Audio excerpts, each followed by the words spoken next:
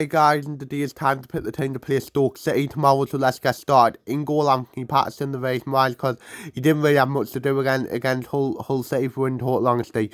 Obviously he did give the, corner away what led to the goal, but one, I think it was a foul on Patterson anyway, even though it was good centre forward play by Billy Sharp, and two, if it weren't a foul, it was our goal kick because it came off Sharp last. But yeah, there's nothing could do for the goal. It was a deflection. So yeah. Right back, Timothy Pembele. I'll be totally honest with you. I don't understand why you play Jensen Still as right back if you're playing Alex Pritchard as the right winger, because you know what Pritchard is going to do. If you get what I mean, going to want to get in the middle of the pitch to cause problems, and you need someone that can hold your width, especially attacking wise, but still can't do as he's a centre back. Where hopefully Pembele should, and I think Pembele offered more in 5 minutes than what Sale did the whole game going forward. If you get me, it's because he's a natural right back. If you get me, and he knows how to hold the way. He's highly rated. I get he's probably not fully fit yet, but give him a chance. Let's see what he can do. If you get me, so yeah.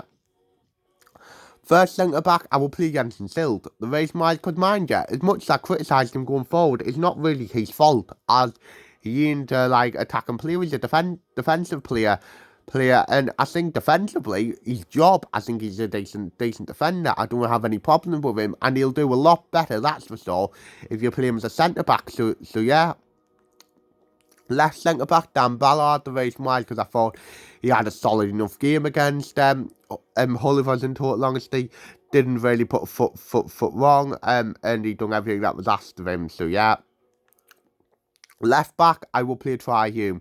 I think it's pretty obvious that Try Hume's better as a right back. If you get with me.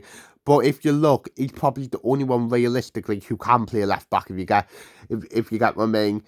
And I think he will do a decent enough job if I'm in total honesty. And it does prove that we need to sign a left back before the end of the transfer window, so Try Hume can go and play back on the right. So yeah. First centre mid, I'm going to get bad for this, but I will play Luke 09. The reason why is because I think Piak was in crying need of a rest, like a few games out the side. And I think if you look at the other options, you've got Jim Matei, who just came back from a long-term injury, probably isn't fully fit, and will probably go out and could go out on loan before the end of the month. Chris Riggs only 16, and I don't think he'll start. And you've got Bellingham, who also needs a rest. There's not too many options if you get me. And I think Luke 09 for a game or two won't be a bad option. He'll obviously try his best in midfield, and he'll get stuck in and put a foot in what I think is decent. So yeah, I don't think it's a bad option. So yeah.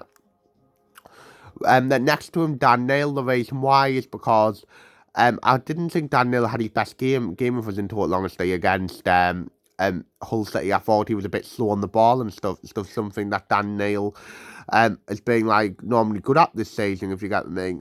But overall, he's a good player. He was one of the best players on the pitch against Ipswich. He was one of our better players against Newcastle.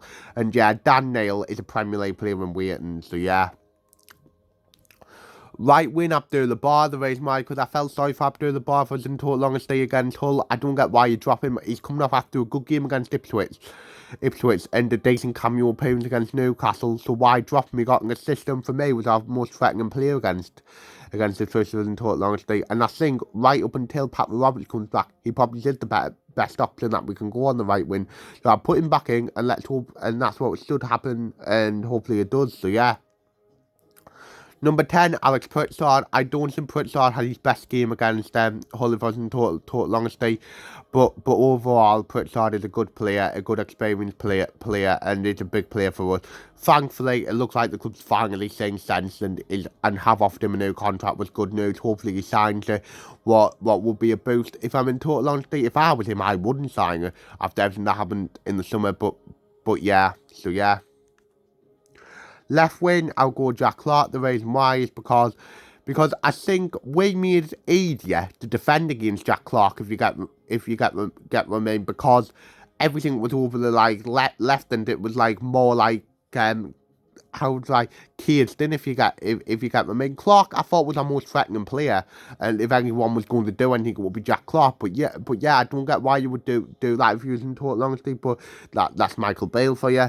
Obviously, Jack Diamond went out on loan to Carlisle today. What I think is good for him after like everything that happened off the pitch over the last year, and he probably also played his last game for Sunderland because his contract's up in the summer. So yeah, and obviously Bennett looks like he's going on loan to some great team. What I think. I would have preferred him to stay in England, but I think it is a good move for him because he needs to go and play regular football. So, yeah. Then up front, I'll go Nathan Tory Wilson. The race Michael, I felt sorry for him against Hull City, as there was loads of times where he was making runs, but he just wouldn't be found if you get remaining as well. I thought Himay looked good when he came off the bench, and I wouldn't be at all surprised to see maybe get a start. But yeah, I would go Nathan Tory Wilson as he's our best striker. So, yeah. Then off on the bench, I would have Nathan Bishop, Notorious Giants, PR Eckwood, Joe Bellingham, Andy Latrate, Stu Matete, Chris Rigg, Himaya, and Mason Burstone. So yeah, so my score prediction, I'm going to be totally honest, I think we'll get beat. I've just got no confidence at the minute. I'm going to go Sunderland 0, Stoke 1, and I'm going to say Lyndon Gooch will score for Stoke. So yeah, that's the end of the video. Hopefully you've enjoyed it. Like, subscribe, view, comment, and see ya.